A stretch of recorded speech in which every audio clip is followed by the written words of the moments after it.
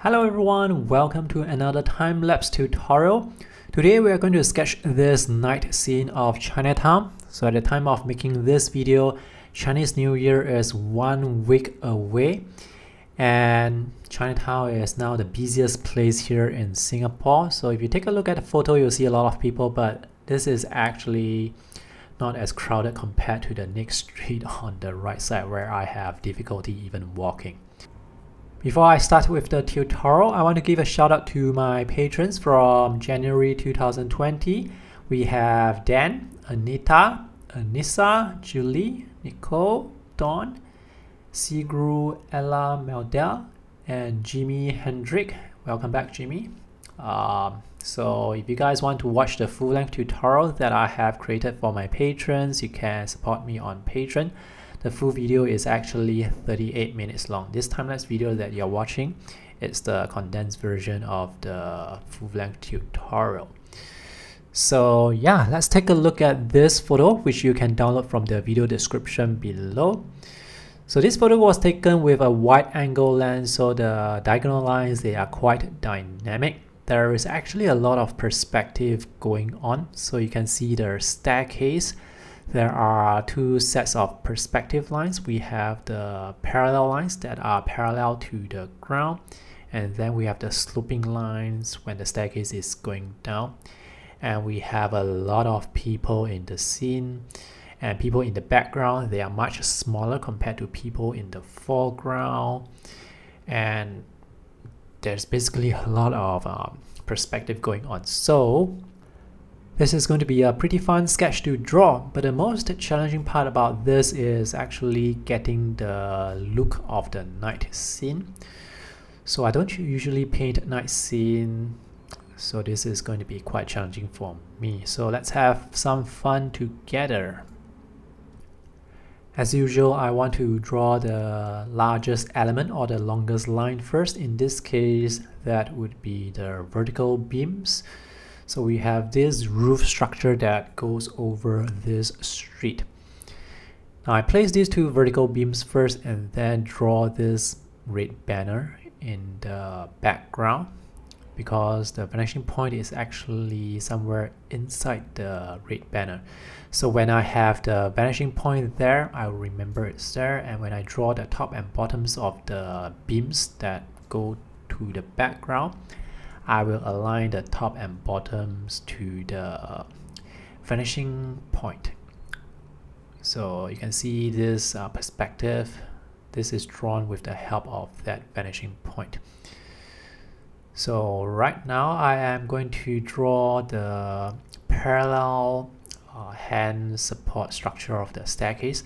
Now, as mentioned earlier, there are two sets of perspective. So this line that I'm currently drawing now, the vanishing point is actually much lower compared to the banner, and the earlier two parallel lines, they share the same vanishing points as the top and bottom of the vertical beams. Now, if you know perspective, you can use the perspective knowledge to check, but if you do not know any perspective, you would have to draw based on observation. So drawing, if you are doing observational drawing, you don't need to know perspective, but the knowledge of perspective is very, very helpful to help you check your work, to make your sketch look more accurate. So I'm drawing the background shop houses on the left side. So I draw the top and bottom of the shop houses first, and then divide it into half, and then draw the windows after subdividing the shop houses. Now, one thing about this sort of perspective, this is, by the way, a 1-point perspective, is the distance between the windows. For example, the distance will be wider when the elements are close to Earth. So the distance between each window, that gap will become smaller and smaller towards the background. So that's something to take note of. This is foreshortening. And for the people in the scene, when you're drawing them, keep in mind the size of those people. So for example, the people that are closest to Earth, the size of the head, if you take a look at the photograph, the size of the head for the people just right in front of me, it's almost as big as the size of the t-shirt for the person that is a bit further away from me. So it's a very big size difference. So when you're drawing, make sure to get the size and the proportion right. So I'm moving off to the right side, again drawing the shop houses, again drawing the top and bottom of the shop houses, and then subdividing the shop houses into different parts and drawing the details within those parts. It's an easier way to draw big and then draw the details later on, rather than drawing details all the way, because if you get the size wrong right at the start, everything else, I mean all the sizes for all the things that you're going to draw later, it's going to look off. By the way, I'm drawing on an A5 sketchbook, so a sketch like this would typically take me about 30 to 45 minutes to draw. Now this scene is quite detailed because there are so many people, but for people in the background, I actually just draw them with vertical lines and dots to represent their heads. So in this case here, I try to simplify as much as possible.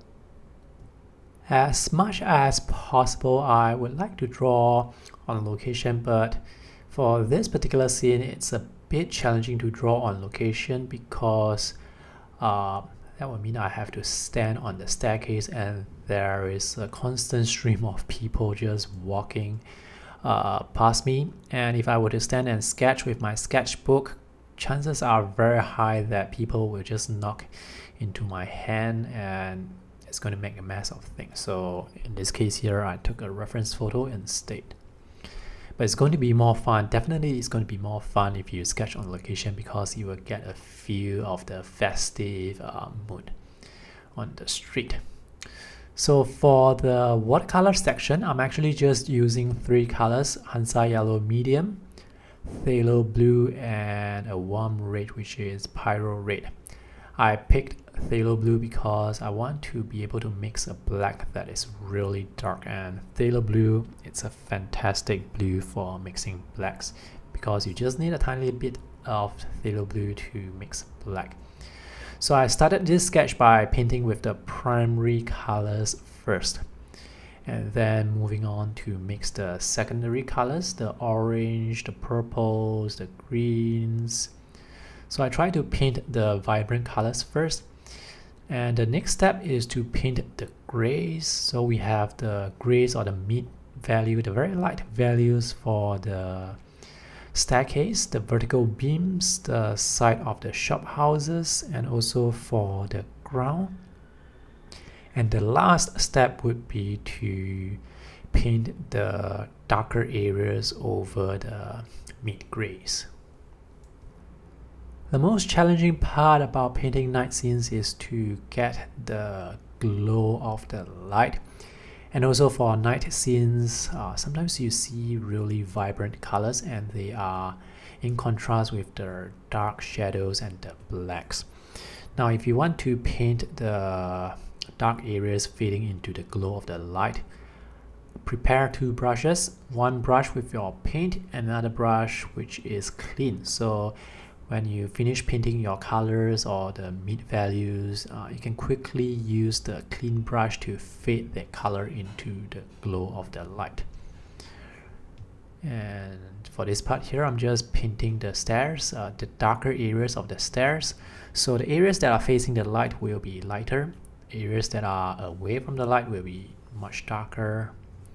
Basically, when I'm painting values, I'm always comparing, is this light, is this darker? If it's darker, then I will paint shadows over it or make it a mid-tone. If it's even darker, then I will add even more paint and make it darker.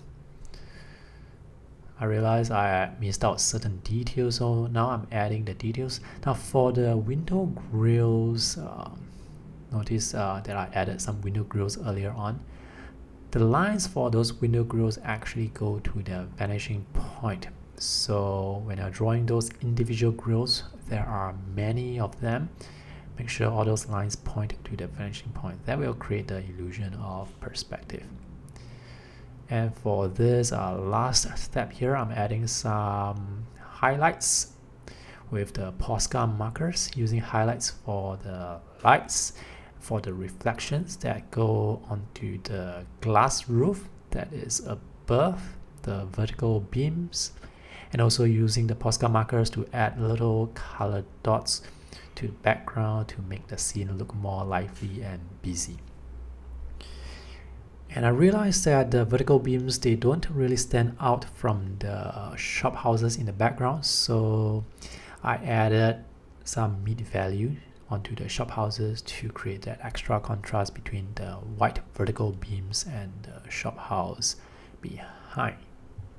Those white spots you see, those were painted with white gouache, so you can use white gouache to paint highlights or to do some simple corrections. To learn more about sketching, you can check out more videos from my tutorial playlist on YouTube. Links are in the video description below.